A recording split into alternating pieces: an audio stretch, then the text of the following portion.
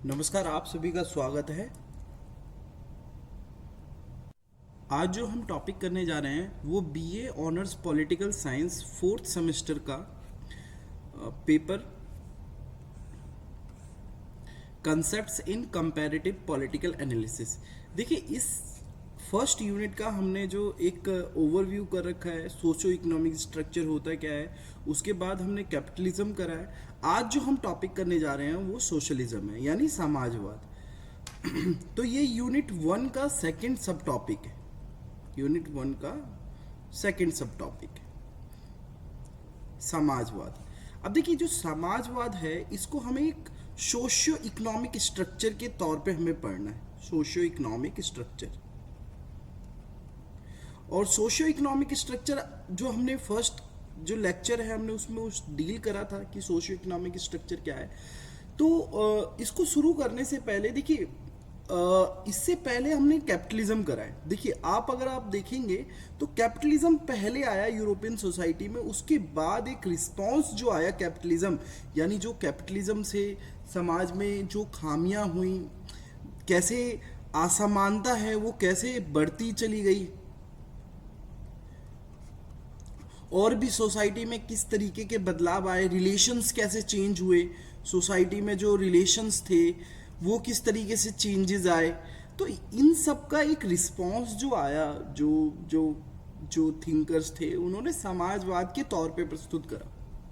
तो ये यहाँ पे आपको एक चीज़ ये समझना है कि जो जब भी हम समाजवाद को पढ़ेंगे तो हमें एक कंटेक्स्ट जो है कैपिटलिज्म का, या फिर जो कैपिटलिज्म की जो खामियां हैं, जो लिमिटेशंस थी, जो चैलेंजेस थे, उसको हमें हमेशा ध्यान में रहना चाहिए। यानी आप पूंजीवाद के बिना आप समाजवाद को नहीं समझ सकते हो।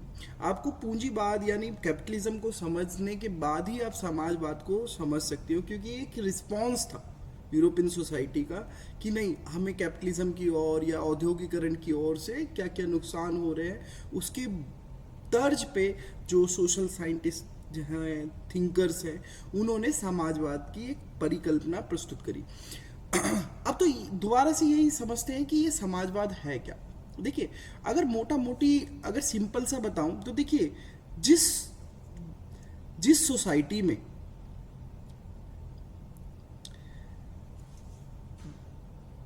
क्या उत्पादन करा जाए, कैसे उत्पादन करा जाए, किसके लिए उत्पादन करा जाए, यानी what to produce, how to produce and for whom to produce, अगर इसका अधिकार, अगर इस पे नियंत्रण अगर गवर्नमेंट का है, या एक कलेक्टिव ओनरशिप है, यानी एक संयुक्त कलेक्टिव ओनरशिप है, तो हम कह सकते हैं कि ये जो सोसाइटी है ये समाजवाद के सिद्धांतों पे कारगर है। अब देखिए, यही चीजें, क्या उत्पादन करा जाए यानी what to produce, how to produce, कैसे उत्पादन करा जाए, फॉर whom, किसके लिए, अगर इसी चीज पे अगर हमारा अगर पूंजीपति यानी प्राइवेट इंडिविजुअल्स, यानी जो अमीर लोग हैं या फिर जो जनता है, अगर जो निजी व्यक्ति हैं, अगर उनका अधिकार है इन सभी चीजों पे, तो हम कहेंगे कि ये पूंजीवादी समाज है। तो एक तो ये डेफिनेशन हुआ। दूसरा कि जिस सोसाइटी में प्रोडक्शन यानी उत्पादन, दूसरा डिस्ट्रीब्यूशन यानी उत्पादन और वितरण, अगर इस पे सरकार का अधिकार है यानी गवर्नमेंट यानी कलेक्टिव ओनरशिप है, तो हम कहेंगे कि ये समाजवाद है। यानी means of production and distribution of production, अगर इस पर कलेक्टिव ओनरशिप है, गवर्नमेंट का अधिकार है, तो हम बोल सकते हैं कि ये समाजवाद है। जहां पर जो उत्पादन के साधन हैं और उत्पादन का जो वितरण है, अगर वो निजी लोगों के हाथ में है या बाजार के हाथ में है, तो हम कहेंगे ये कैपिटलिस्ट सोसाइटी है। यानी देखिए, जो पूंजीवाद में होता क्या था, जो उत्पादन और वितरण, ये किसके हाथ में होता था? ये प्राइवेट इंडिविजुअल्स के हाथ में होता था। और सोसाइटी कैसे वर्क करती थी? जैसे क्या उत्पादन करा जाए, ये वाला जो पहला प्रॉब्लम है, क्या उत्पादन करा जाए, तो इसका डिसीजन कौन लेता था? व्हाट टू प्रोड्यूस में डिसीजन कौन लेता था? तो डिसीजन मार्केट फोर्सेस लेती थी। कौन लेता था? Market forces. Market forces. और कैसे उत्पादन करा जाए, हाउ टू प्रोड्यूस, ये किस पे डिपेंड करता था कि हाँ, हम उस टेक्निक के द्वारा हम उत्पादन करेंगे जिससे हमारा जो प्रॉफिट है, यानी जो लाभ है, प्रॉफिट यानी लाभ, वो उच्च हो सके, तो हम उस तकनीक को अपनाएंगे। और किसके लिए उत्पादन कराया जाए? तो ये किसके लिए? जिसके पास परचेजिंग पावर है, उसके लिए। तो पूंजीवाद में इस तरीके की संकल्पना होती थी। अब समाजवाद में इन तीन प्रॉब्लम्स को कैसे एड्रेस करा जाए? तो समाजवाद में ये जो सबसे पहला जो प्रॉब्लम है, व्हाट टू प्रोड्यूस, यानी कैसे उत्पादन करा जाए, वो होता है सेंट्रलाइज प्लानिंग के द्वारा। किसके द्वारा? Centralise planning. अगर हम देखें, जैसे क्या उत्पादन करा जाए,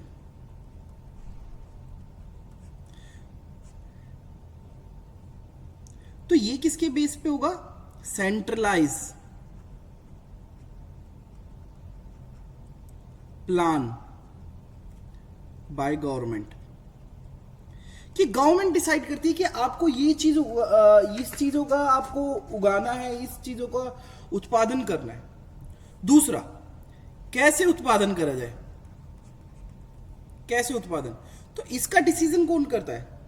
सोशल वेलफेयर, कि हमें उन्हीं चीजों का उत्पादन करना है जिससे समाज में क्या हो? कल्याण हो, ज्यादा से ज्यादा लोगों का कल्याण हो। यह समाजवाद प्रस्तुत करता है। और तीसरा, किसके लिए? किसके लिए उत्पादन, यानी what to produce, how to produce, for whom to produce, यानी किसके लिए उत्पादन करते हैं। तो ये होता है welfare and benefit to entire society. किसके लिए? एंटायर सोसाइटी के लिए, यानी समाज में सभी लोगों को कल्याण करना, लाभ पहुंचाना, उनके लिए उत्पादन करा जाता है। एंटायर सोसाइटी, सभी के लिए। तो ये समाजवाद आपका एकदम सिंपल सा है। अब हम बात करते हैं ये किस तरीके की स्ट्रक्चर की संकल्पना प्रस्तुत करता है आपके सामने। यहां पे आपको समाजवाद और पूंजीवाद क्लियर हुआ। और इन्हीं चीजों में अगर हम देखें कि पूंजीवाद, जैसे ये हो गया आपका समाजवाद यानी सोशलिज्म, और कैपिटलिज्म यानी पूंजीवाद, इसमें क्या बोलता है? इसमें बोलेगा कि नहीं, बाजार की जो डिमांड एंड सप्लाई है, जो बाजार की डिमांड एंड सप्लाई है, वो डिसाइड करेंगे कि क्या उत्पादन करा जाए। दूसरा, कैसे उत्पादन करा जाए, हम उस चीज पे वैसे उत्पादन करेंगे जिससे हमारा प्रॉफिट मैक्सिमाइज होगा। और किसके लिए उत्पादन करें? जिसके पास पैसा होगा, जिसके पास परचेजिंग पावर होगा, उसके लिए हम उत्पादन करेंगे। तो एकदम विपरीत ये सिस्टम है। अब देखिए, जो सोशलिज्म है उसके कुछ ऑब्जेक्टिव है, यानी कुछ अजम्पशन मान के चलता है, या फिर उसकी कुछ सिद्धांतिक घटक हैं जो वो अपने सिस्टम में प्रस्तुत करता है, जो अपनी जो स्ट्रक्चर जो बनाता है, जो सोशो इकोनॉमिक स्ट्रक्चर बनाता है, उसमें कुछ अजम्पशंस को लेकर भी चलता है और कुछ उसके ऑब्जेक्टिव है। तो सबसे पहला जो देखें, ये देखिए, ये ना आपकी कोऑपरेशन की बात करता है। ठीक है, ये बात करता है कि हम कोऑपरेट करके, यानी हम टीम वर्क करके भी, मतलब टीम यहाँ पे क्या है, पूरा इंटायर पॉपुलेशन है, तो हम सभी की मदद से, सभी के संयोग से हम ज़्यादा अच्छा लाभ अर्जित कर सकते हैं, या फिर ज़्यादा कल्याण कर सकते हैं कि अगर हम अलग अलग काम करें। किसके बजाय, अगर हम अलग अलग काम करते हैं तो हो सकता है कि हम ठीक से काम नहीं कर पाएं, या फिर सोसाइटी ठीक से उत्पादन नहीं कर पाए। अगर हम टीम वर्क करेंगे, कलेक्टिव होके काम करेंगे, तो हम ज़्यादा अच्छे परिणाम दे सकते हैं तुलना की हम अकेले काम करें। तो सबसे पहला तो ये है कि ये इस चीज़ को आपको मनवाना चाहता है, ये एक ऐसा सिस्टम बनाना चाहता है कि ये बात कर रहा है कि benefit of corporation over isolation, कि ये किसकी बात कर रहा है, समाज में अलगाव की तुलना में संयोग के लाभों को समझाना चाहता है कि अलगाव नहीं, संयोग के माध्यम से हमें उत्पादन करना है। कई बार बहुत फेमस डायलॉग है कि जैसे कि टीम वर्क करके ही हम, जैसे फॉर एग्जांपल अब इंडियन टीम को देखो कि एक प्लेयर अच्छा खेलेगा तो बहुत कम चांसेस है कि इंडिया जीते, पूरी टीम को अच्छा खेलना पड़ेगा, ठीक है। मगर यहाँ पे जो सोशलिज्म है उसके लिए जो टीम है, वो टीम क्या है, वो टीम क्या है, कलेक्टिव है, सभी का तालमेल, पूरी पॉपुलेशन है टीम। दूसरी ओर जो आर्थिक शोषण है उसको वो खत्म करना चाहता है, समाज में क्या लेके आना चाहता है, एक सोशो इकोनॉमिक इक्वालिटी लेके आना चाहता है। तो दूसरा वर्ड जो यहां पे पकड़िए, पहला वर्ड तो आपका हो गया कॉपरेशन सोशलिज्म के अंदर, दूसरा वर्ड हो गया आपका इक्वालिटी। तो जो इक्वालिटी है, पहला कॉपरेशन, दूसरा इक्वालिटी, ये इक्वालिटी स्टैब्लिश करना चाहता है। और इक्वालिटी केवल सामाजिक तौर पे नहीं, आज हम भारत में देखेंगे कि आप देखेंगे कि इक्वालिटी तो है, पॉलिटिकल इक्वालिटी है, आपके वोट का वैल्यू और मैं एज अ टीचर मेरे वोट का वैल्यू एक है, मगर समाज में क्या सब एक है? तो एक ये कि सोसाइटी लेवल पे सब एक है या नहीं है, या इकोनॉमिक लेवल पे एक है या नहीं। तो ये जो बात करता है इक्वालिटी की, ये सोशो इकोनॉमिक इक्वालिटी की बात करता है। ये चाहता है कि सामाजिक आर्थिक समानता स्थापित हो समाज में। जो तीसरा जो इसका ऑब्जेक्टिव है वो ये बात करता है कि हमें स्टेट को मजबूत करना है, हमें राज्य को मजबूत करना है। तो अगर आप अंबेडकर और गांधी का अगर डिबेट देखेंगे तो अंबेडकर एक चीज से क्लियर थे कि मुझे ना एक स्ट्रांग स्टेट चाहिए, एक स्ट्रांग गवर्नमेंट चाहिए, क्योंकि जमीनी हकीकत में बहुत सारी असमानता है, जात को लेकर, धर्म को लेकर, बहुत सारी चीजों को लेकर। तो मुझे स्टेट जो है वो स्ट्रांग चाहिए।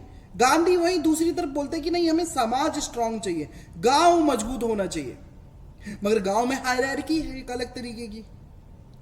तो यहां पे जो सोशलिज्म है वो बात करता है कि जो स्टेट हो वो बहुत मजबूत हो, एक रेगुलेटरी बॉडी के तौर पे काम करे, वो सबको रेगुलेट करे, सबको कंट्रोल करे। और क्या उपलब्ध कराए, कंट्रोल करके क्या, जस्टिस एंड इक्वालिटी। तो यहां पे जो जस्टिस जो वर्ड है जो नेक्स्ट, वो भी जुड़ जाता है समाजवाद के अंदर। और आज के टाइम में हम सब किसकी बात कर रहे हैं, सोशल जस्टिस की बात करते हैं। ये वर्ड भी कहां से आ रहा है, ये भी समाजवाद से ही आ रहा है, सोशलिज्म से ही आ रहा है। उसके बाद ये बात करता है कि देखिए एक कोऑपरेटिव सिस्टम तो हमें स्टैब्लिश करना है, यानी एक सामुदायिक संसाधनों को साझा करना है, मतलब यानी एक हमें सहकारी प्रणाली स्थापित करनी है। मतलब आप सब जिस लोकेलिटी से आते हो तो कई बार आपने देखा होगा कि ये सामुदायिक केंद्र है या फिर कम्युनिटी हॉल है। तो ये क्या बात कर रहा है कि जो संसाधन है, वो जो सहकारी हैं, यानी जो कम्युनल रिसोर्सेज हैं, जो सबके हैं, ठीक है, उनको शेयर करा जाए, यानी ऐसे संसाधनों को बिल्ड करा जाए जिससे सभी लोग जुड़ सके, सभी लोग आ सके। तो यहां पे शेयर एक और वर्ड जुड़ जाता है जस्टिस के बाद, share. Cooperative system where communal resource are shared, एक ऐसे कोऑपरेटिव सिस्टम को बिल्ड करना चाहता है एक ऐसी सहकारी प्रणाली को बनाना चाहता है जहां पे जो सामुदायिक संसाधन है उनको साझा करा जा सके लोगों के बीच में। उसके बाद जो सोशलिज्म है एक प्रिंसिपल, एक सिद्धांत पे वर्क करता है। वो ये बात करता है कि हर व्यक्ति से उसकी क्षमता के अनुसार काम लिया जाए, उसकी क्षमता के अनुसार योगदान दिया जाए, योगदान लिया जाए। जैसे आप सब जाते होंगे या फिर जो आते हैं आपके घर पे पर्ची कटवाने, तो बोलते हैं कि हाँ हमारे यहाँ पे अभी हमारा काम नहीं चल रहा, हम 51 रुपये आपको दे सकते हैं, 101 रुपये दे सकते हैं, जिसकी जैसी श्रद्धा। तो ये जो बात करता है कि आपकी एबिलिटी के हिसाब से हम आप काम लेंगे। जो इसका जो स्ट्रक्चर होगा, जो इसकी संरचना होगी, वो एबिलिटी यानी आपकी जो क्षमता है उसके हिसाब से हम आप काम लेंगे। कि आपको कंप्यूटर तेज चलाने आता है तो आप कंप्यूटर का काम करिए, आप कंप्यूटर में योगदान। आप फिजिकल वर्क कर सकते तो आप फिजिकल वर्क, तो एबिलिटी के हिसाब से आपसे कंट्रीब्यूशन लिया जाएगा। Please right it down. एक और वर्ड यहां पे जुड़ जाता है शेयर्ड के बाद, एबिलिटी।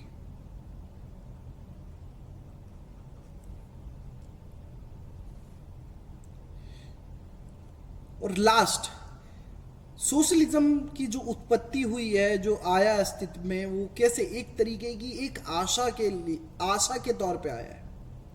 एक आशा के रूप में इसकी पहचान है कि ये किसके लिए है, गरीब लोगों के लिए, जो उत्पीड़ित वर्ग है उसके लिए, हम उसको वेलफेयर, कल्याण, मदद पहुंचाने के लिए। जो लिबरलिज्म और कैपिटलिज्म ने जिन लोगों को दरकिनार कर दिया था, उसके लिए सोशलिज्म है ये।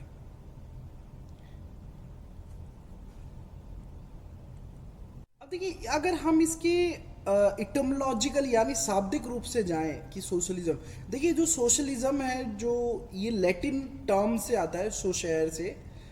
अब इसका जो मीनिंग है ना, इसका मीनिंग होता है कंबाइन और शेयर, यानी साझा करना और संयोजन करना। सो शेयर का मीनिंग जो है ये लैटिन वर्ड से आ रहा है। कई बार एनटीए पीजी एग्जाम में भी कई बार ये पूछ लेता है कि ये वर्ड की उत्पत्ति कहाँ से है, ये कहाँ से आ रहा है ये टर्म। सोशलिज्म किस चीज को सपोर्ट करता है? Public ownership of property. तो जो हमने यहाँ पे देखा इधर वाले में, तो यहाँ पे हमने ये देखा ना कि गवर्नमेंट डिसाइड कर रही है, गवर्नमेंट किस बेसिस पे काम कर रही है। तो पब्लिक ओनरशिप ऑफ प्रॉपर्टी, यानी जितनी भी प्रॉपर्टी होगी समाज में, जितनी भी संपत्ति होगी, वो आपकी संपत्ति नहीं है, वो सरकार की संपत्ति है, सरकार ने आपको दी।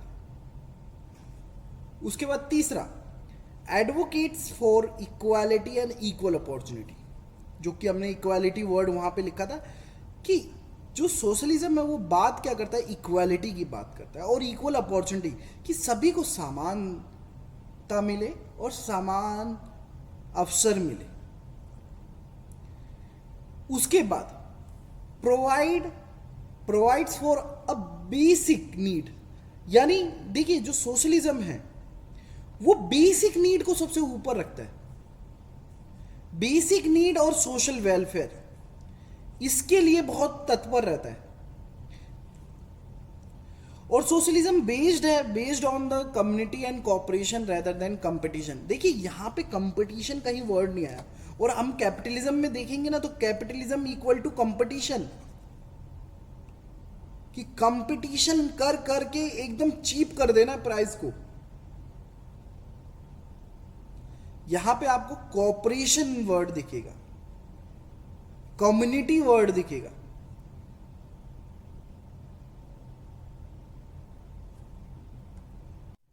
अब परिवार में देखो, परिवार में कोई कंपटीशन होता है फैमिली के अंदर। हाँ, एक फैमिली का दूसरे फैमिली से कंपटीशन रहता है, मगर एक जो संयुक्त जो परिवार होता है उसमें क्या होता है, कोऑपरेशन होता है कि हाँ छोटा बेटा नहीं कमा रहा तो कोई नहीं, जो ज्यादा कमा रहा है वो खर्च कर रहा है। तो सोशलिज्म कंपटीशन नहीं है, उसके बाद socialism promotes an egalitarian society. अब देखिए जो इगैलिटेरियन सोसाइटी है ना, इसका मीनिंग ये होता है कि मान लीजिए कोई व्यक्ति पीछे रह गया, बाकी सब आगे बढ़ रहे हैं, तो ये जो पीछे रह गया यानी इसको धक्का देना या फिर इसको ऐसे ऐसी कंडीशंस इसके लिए प्रोवाइड करनी है जिससे ये भी उस दौर में या फिर उस रेस में शामिल हो सके, क्षमता उपलब्ध करानी। तो इगैलिटेरियन सोसाइटी को स्टेप प्रमोट करना है, और जिसमें कोई सोशल क्लासेस, ये अमीर वर्ग है, ये गरीब वर्ग है, ये उस कास्ट का, ये उस कास्ट, नहीं, ऐसा नहीं, सभी मानव है, सभी ह्यूमन है।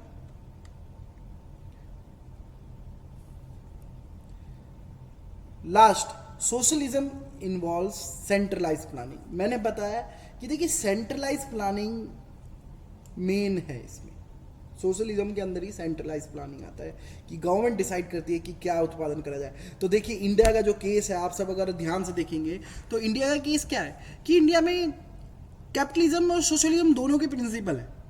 गवर्नमेंट बोलती है कि हाँ आप वीट एंड राइस का कल्टीवेट करो और हम आपसे खरीदेंगे, एमआरपी देंगे। तो गवर्नमेंट डिसाइड कर रही है कि जो किसान है वो अगर ये उगाता है तो हम उसको सब्सिडी देंगे, बहुत सारी चीजें देंगे, पानी का कनेक्शन देंगे, बहुत सारी चीजें। तो डिसाइड कौन कर रहा है? गवर्नमेंट डिसाइड कर रही है। और भी कंट्रीज में जहां पे सोशलिज्म के एकदम फुल फ्लेज में प्रिंसिपल्स को अपनाया जाता है, तो वहां पे सेंट्रलाइज कंट्रोल बहुत होता है।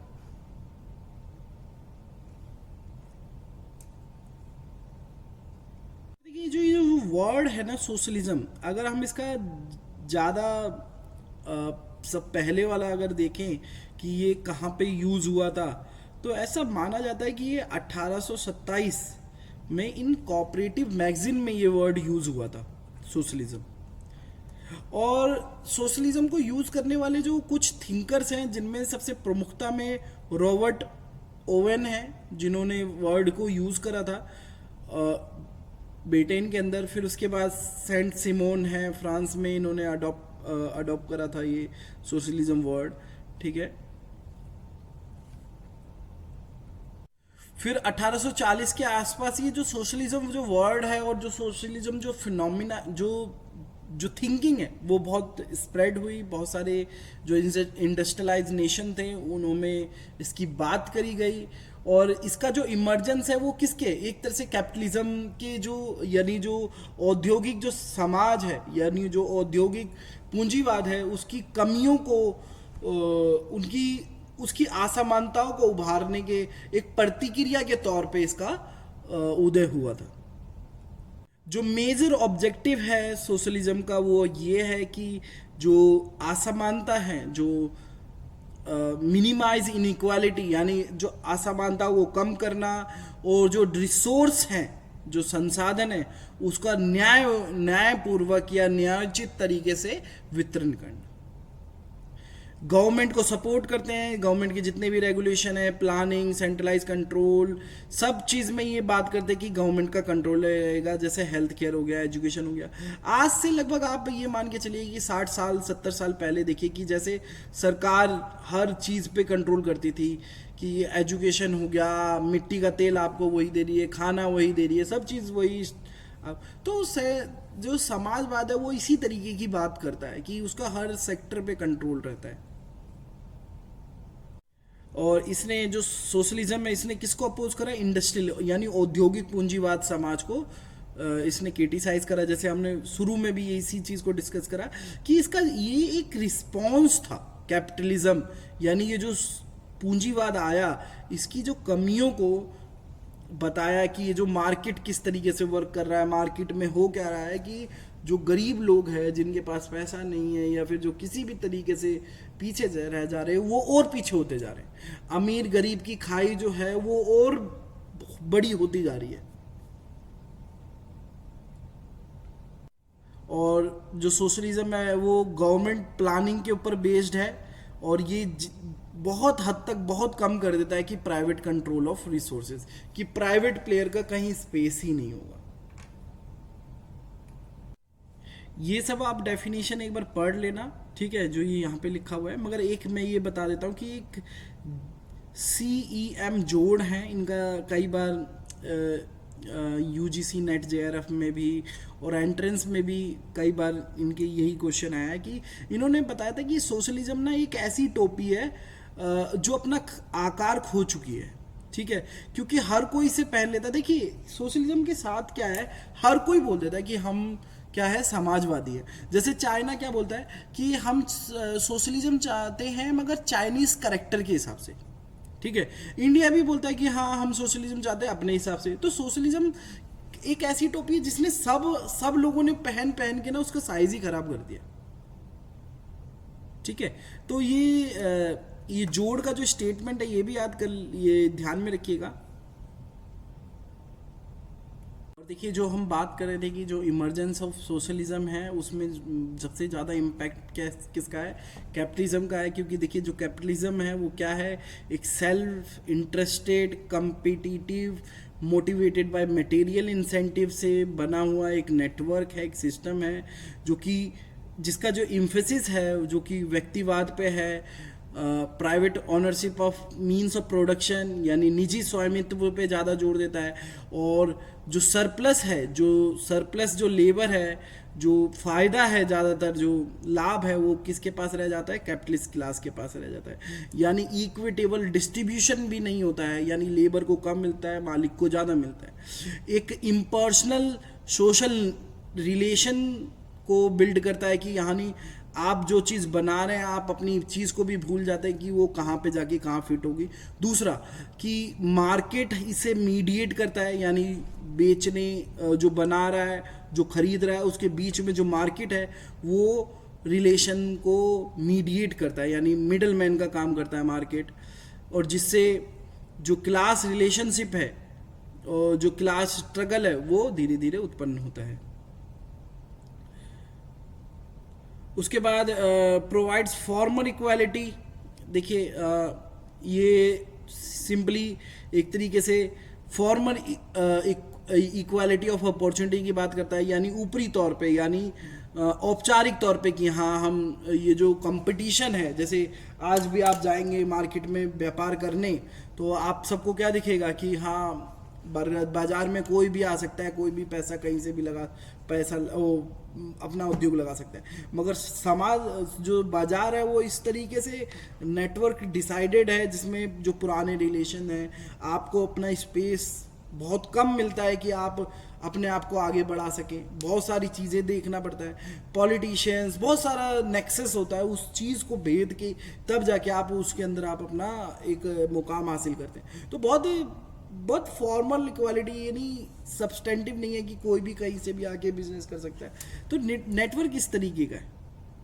और ये जो कैपिटलिज्म था जो किसके लिए स्टैंड करता था, नेगेटिव फ्रीडम, यानी negative freedom of individual rights का मतलब ये हुआ कि स्टेट का जो रोल है वो क्या है, केवल और केवल जैसे गार्ड होते हैं सोसाइटी के आगे, या फिर जो आप जा रहे होगे तो जैसे कॉलेज हो गया तो कॉलेज में जो गार्ड होते हैं वो किसके लिए, कि हाँ बस आपको सेव करने के लिए, वो बार बार आपसे आगे पूछते नहीं कि हाँ आप क्या कर रहे हो। तो एक नेसेसरी ईवल के तौर पे देखता है स्टेट को, यानी केवल और केवल जो फ्री एंड फेयर कंपटीशन बना रहे और भी चीज़ें में बस फैसिलिटेटर के तौर पे। वहीं पे जो सोशलिज्म है जो कि अपोज करता है ये जो कैपिटलिज्म के जितने भी आयाम हैं उसको। और वहीं दूसरी ओर जो सोशलिज्म है जो कि कैपिटलिस्ट मोड ऑफ प्रोडक्शन को और ये मार्केट सिस्टम को एक तरह से नकारता है और इस एक अल्टरनेटिव इकोनॉमिक स्ट्रक्चर प्रोवाइड कराता है जहाँ पे कलेक्टिव और वेलफेयर इन सब की बात करी जाती है। जो कि ये जो सिस्टम है जो कि प्रॉफिट से मोटिवेटेड नहीं है बल्कि मॉरल इंसेंटिव से मोटिवेटेड है। वहीं दूसरी ओर ये सोशल एंड कलेक्टिव ओनरशिप की बात करता है। ये जो निजी संपत्ति है इसको खत्म करने की बात करता है कि समाज के अंदर निजी संपत्ति नहीं होनी चाहिए, जितनी भी संपत्ति होगी वो सरकार के द्वारा या अथॉरिटी के द्वारा ओन करी जाएगी, उनका मालिकाना हक सरकार का है। और जितना भी सरप्लस वैल्यू है जो वेलफेयर है वो सभी क्लासेस, लेबर क्लासेस, सभी सोशल क्लासेस में डिस्ट्रीब्यूट हो। क्योंकि आफ्टर ऑल जो एम है वो सोशो इकोनॉमिक इक्वालिटी को इस्टेब्लिश करना है। जो सोशल रिलेशंस हैं, जो सोशल रिलेशनशिप है, वो यूनिवर्सल ब्रदरहुड यानी सार्वभौमिक भाईचारे के द्वारा निर्धारित होगा या फिर उसके द्वारा गाइडेड होगा।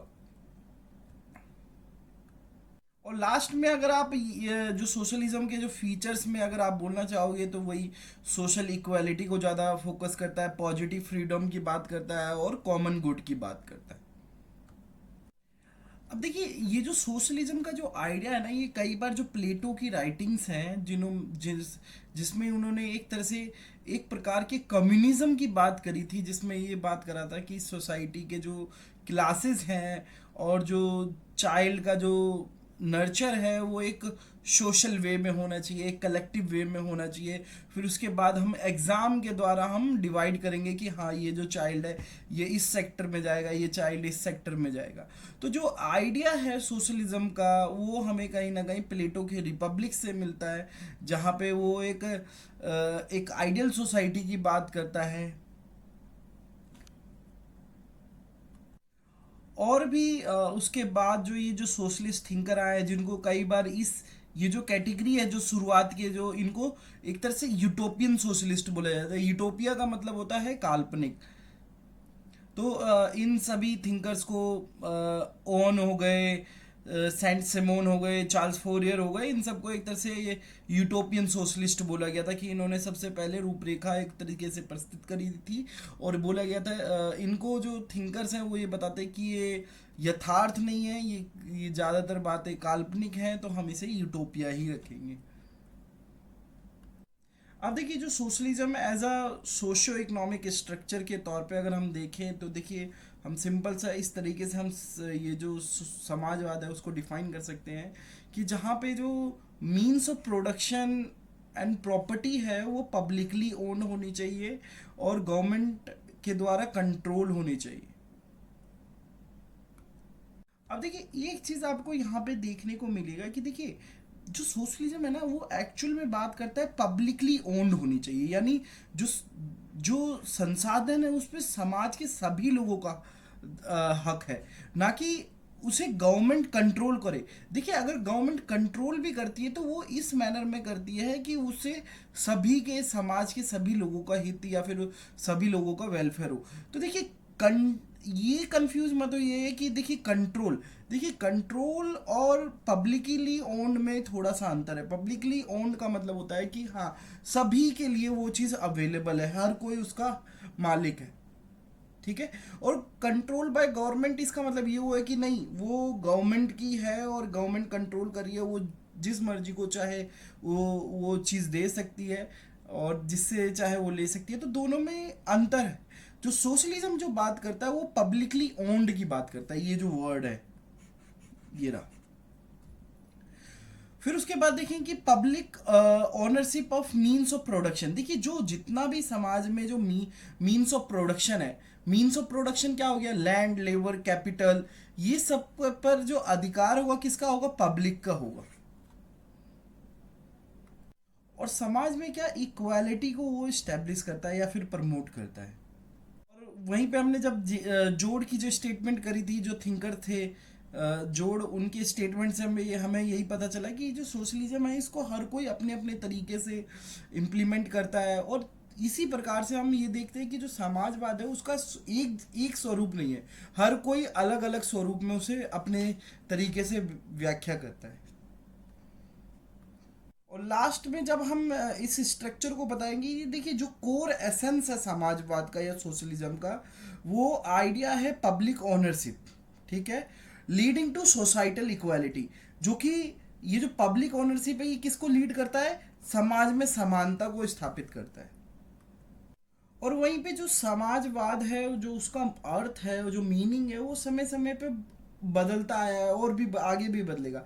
मगर एक जो कोर आइडिया है, एक जो कोर अंडरस्टैंडिंग है, वो ये है कि every person in the community should have an equal share.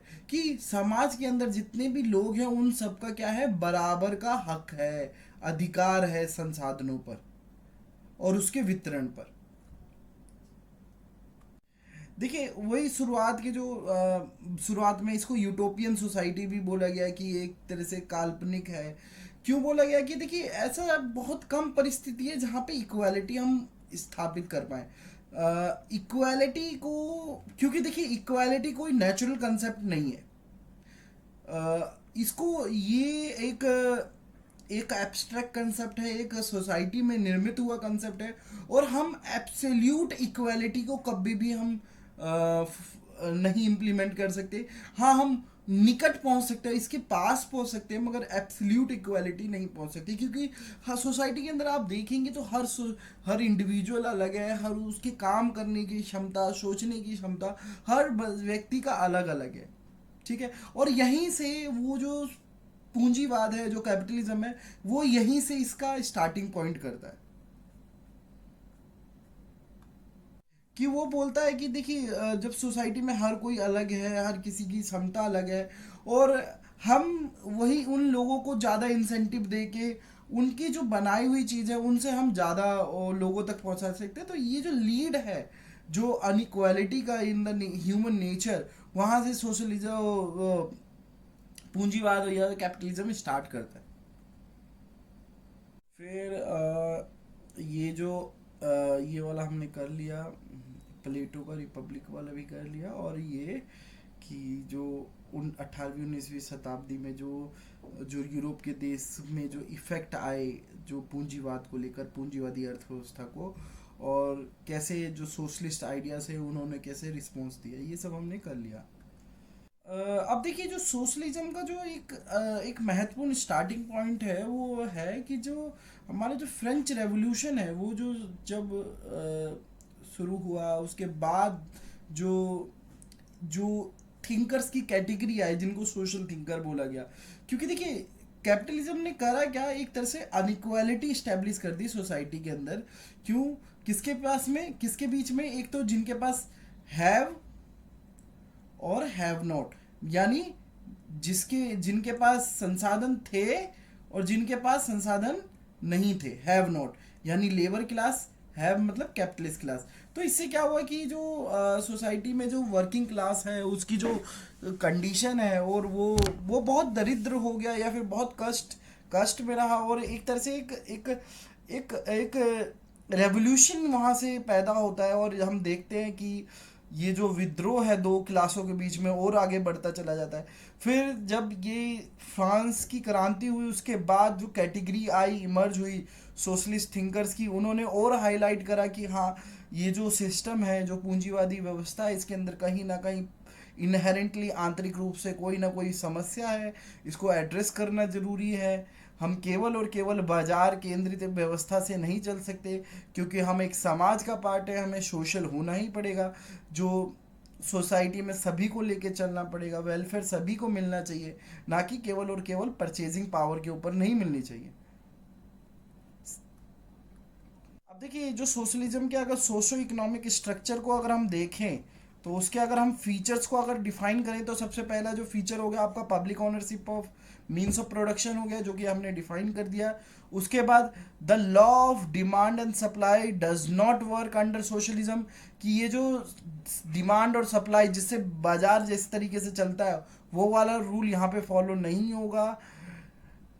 There is no class in the socialist system, कोई अलग अलग क्लास नहीं होगी, वर्किंग क्लास, एलीट क्लास, ऐसा कुछ नहीं होगा। ठीक है ना, कैपिटलिस्ट क्लास, सब सेम है, सब बराबर है। अब देखिए जो सोशलिज्म है वो एक चीज़ की बात करता है कि हर चीज, हर व्यक्ति के पास वो समान अवसर होंगे, चाहे अमीर का बेटा हो, चाहे गरीब का बेटा हो, चाहे कोई भी, सब सब व्यक्ति बराबर है, सबको आगे बढ़ने के अवसर बराबर मिलेंगे।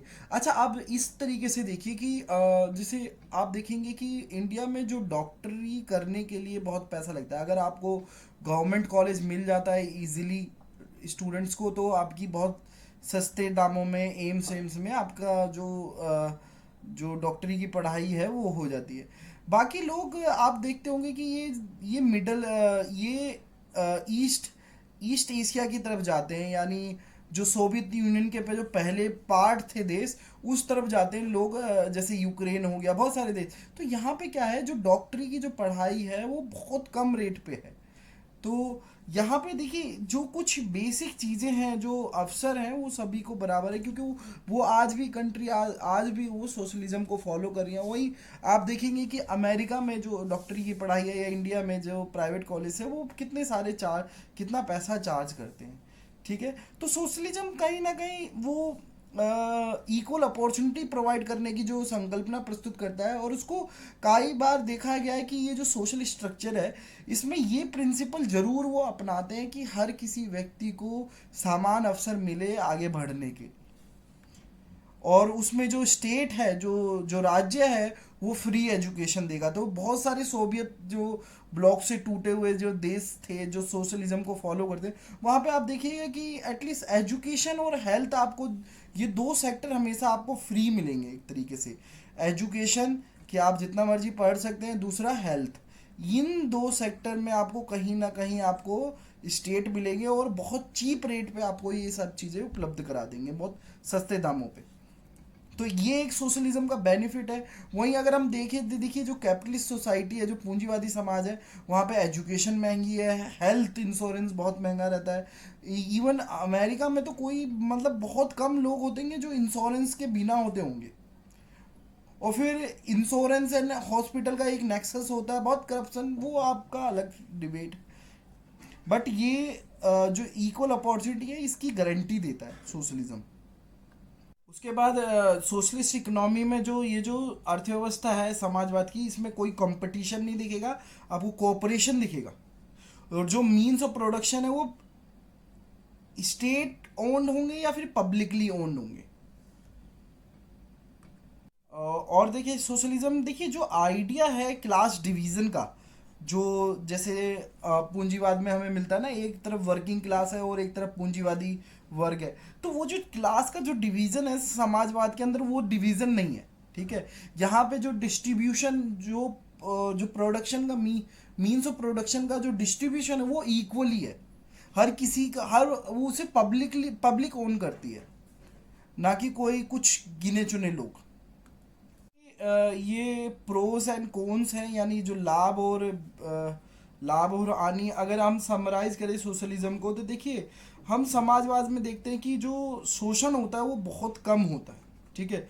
हालांकि होता है, मगर ये बहुत कम होता है, इसका एक तरह से अब्सेंस रहता है, बहुत कम लेवल पे होता है। दूसरा, socialism promotes the common good, यानी वो जन कल्याण की बात करते हैं, सामाजिक कल्याण की बात करते हैं, सभी के उत्थान की बात करते हैं।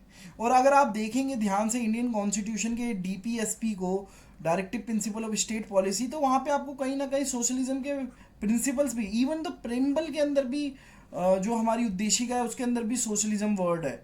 तो समाजवाद को हमारे कॉन्स्टिट्यूशन ने, हमारे जो संविधान निर्माता है, या फिर जो बाद में संशोधन हुए, सब ये इस प्रिंसिपल को एक्सेप्ट करा कि हम सोशलिज्म से अलग नहीं हो सकते, हमें स्टेट को लाना ही होगा। क्योंकि हमारी जो सोसाइटी है, यहाँ पे क्या है, देखिए अगर स्टेट मजबूत नहीं होगा, तो जो समाज के अंदर जो अन्य वर्ग हैं, जो मजबूत वर्ग हैं, वो अपना मनमानी करने लगेंगे। तो कहीं ना हमें स्टेट को मजबूत करना है और समाजवाद की संकल्पना प्रस्तुत करना है। there is a reduction in the poverty due to the acceptance of socialism. देखिए कहीं ना कहीं जो सोशलिज्म में ये है कि पॉवर्टी भी खत्म होती है, क्योंकि देखिए जो स्टेट है वो दायित्व उठा लेता है कि हाँ आपको फ्री राशन देगा, हेल्थ देगा और बहुत सारी सुविधाएं देगा। Socialism advocates for unity between classes. देखिए पहली बात तो ये जो सोशलिज्म के अंदर ये जो क्लासेस का डिवीजन है ना, वो खत्म करने की बात करता है। और अगर बच भी जाती है क्लासेस, तो यूनिटी हो उन दोनों, उन सभी क्लासों के बीच में, यानी एकता की भावना हो, या एकता की वकालत करता है। Socialism reject discrimination and treats everyone as equal. देखिए जो सोशलिज्म के अंदर जो कि हमने बात पहले भी करा कि इसमें भेदभाव नहीं है, क्योंकि जब समाज के सब लोग बराबर है, पब्लिकली ओन्ड आपका मीन्स ऑफ प्रोडक्शन है, तो इधर किसी भी तरीके का भेदभाव नहीं है, हर व्यक्ति को समान रूप से समझा जाता है। ठीक है। तो यहाँ पे हम देखते हैं कि भेदभाव नहीं होता है, ठीक है, हर किसी को बराबर समझा जाता है। अब देखिए अगर हम विपक्ष की बात करें, हानि की बात करें, तो एक तरीके से देखिए सोशलिज्म ना इनकरेज नहीं करता है इनोवेशन को। तो कैसे इनोवेशन को, देखिए कि मैं अपना पर्सनल एफर्ट लगा के क्यों कोई नई चीज़ बनाऊं जिससे मेरे को कोई एक्नॉलेजमेंट नहीं मिलेगा। यानी देखिए कहीं ना कहीं इनोवेशन किससे आता है, एक अलगाव से आता है कि हाँ मैं कोई चीज़ अच्छा कंट्रीब्यूट करता हूँ कि मुझे सोसाइटी के अंदर प्रेज करा जाएगा, ठीक है।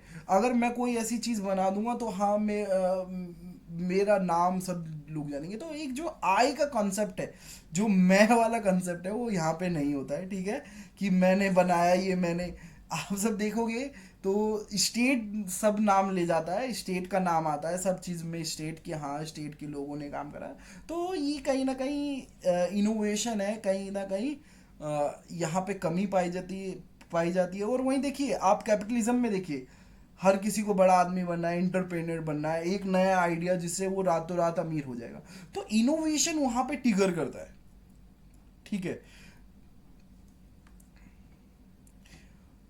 इनोवेशन का मतलब नवीनता, नवाचार। इन सोशलिज्म देखिए कई बार ये भी है, एक चीज और है कि जो जितनी भी सोशलिस्ट कंट्री है ना, उनके अंदर क्या है, ग्रोथ ना एक टाइम पे तो जाती है बहुत अच्छे से, फिर वो ना स्टेगनेंट हो जाती है, क्योंकि कोई इनोवेशन नहीं है। देखिए इनोवेशन, जैसे मान लीजिए यहाँ पे हमारे पास एक लीड था टेक्नोलॉजी का, मगर यहाँ पे कोई इनोवेशन नहीं हुआ तो वो स्थिर हो जाएगी। तो इनोवेशन सोसाइटी में बहुत ज़रूरी है। आज के टाइम में अगर आप देखोगे इंडिया में इतनी सारी पॉपुलेशन है, इतना सारा वो है, अगर हम इनोवेशन नहीं करेंगे तो पॉपुलेशन किस तरीके से रहेगी। मतलब यानी देखो, जैसे कोविड वैक्सीन लगाना था या फिर पेमेंट करना है, बहुत सारी चीज़ें, अपॉइंटमेंट लेना है, अगर हम इनोवेशन की तरफ नहीं बढ़ेंगे, वही कागजात में ही लिपटे रहेंगे तो कैसे चलेगा। क्योंकि हर किसी के ऊपर इतना सारा प्रेशर है, हर की इतना सारा वर्कलोड है कि पूछिए मत। तो इनोवेशन सोसाइटी में बहुत इंपॉर्टेंट है, और कहीं ना कहीं सोशलिज्म इसमें कहीं ना कहीं थोड़ा सा धीमा साबित होता है कि वो इनोवेशन को इस तरीके से फैसिलिटेट नहीं करता जिस तरीके से पूंजीवाद करता है।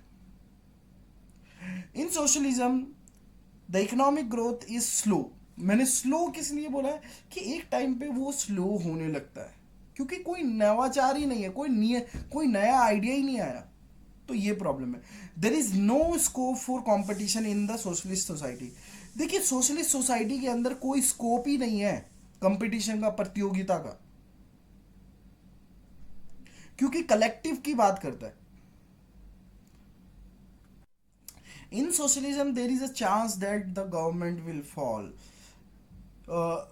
Fail to recognise the ownership of industry. देखिए सोशलिज्म के अंदर ये भी प्रॉब्लम है कि वो पब्लिक ओनरशिप की बात करता है, तो कोई इंडस्ट्री का कोई ओनरशिप को वो मान्यता देगा ही नहीं, ठीक है।